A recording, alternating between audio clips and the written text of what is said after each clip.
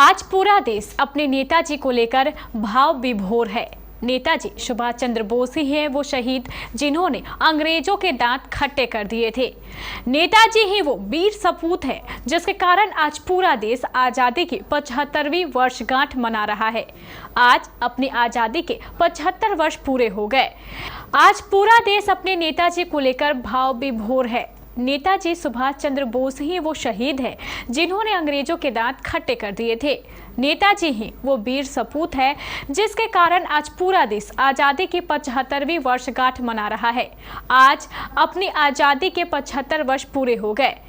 इस महान अवसर पर हम अपने देश के वीर सपूत नेताजी सुभाष चंद्र बोस को सादर नमन करते हैं और उनके पद चिन्हों पर चलने का संकल्प उठाते हैं।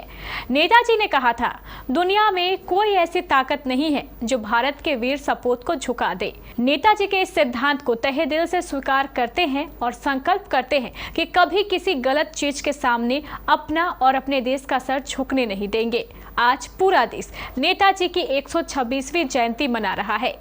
नेताजी सुभाष चंद्र बोस का जन्म 23 जनवरी 1897 में उड़ीसा के कटक शहर के एक प्रतिष्ठित परिवार में हुआ था। नेताजी के पिता एक नामी वकील थे। 1919 ईस्वी में ग्रेजुएशन पास करने के बाद नेताजी इंग्लैंड चले गए।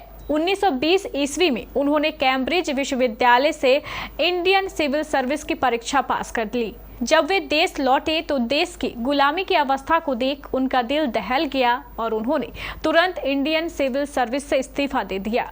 16 जुलाई 1929 को मुंबई जाकर उन्होंने महात्मा गांधी से मुलाकात की और देश के स्वतंत्रता संग्राम में कूद पड़े। फिर क्या था, पूरे देश में आजादी की लहर और उनका उत्साह इस कदर फैला कि देश का हर युवा इस संग्राम में अपना सब कुछ निछावर करने को तैयार था। नेताजी ने अंग्रेजों के समांतर अपनी एक सरकार बनाई जिसका नाम दिया आजाद हिंद सरकार।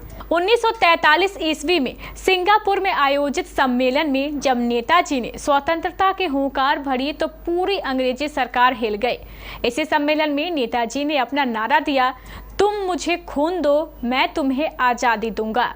इतना ही नहीं, 1944 ईस्वी में दिल्ली के लाल किले पर तिरंगा फहराकर देश को आज़ाद भी घोषित कर दिया।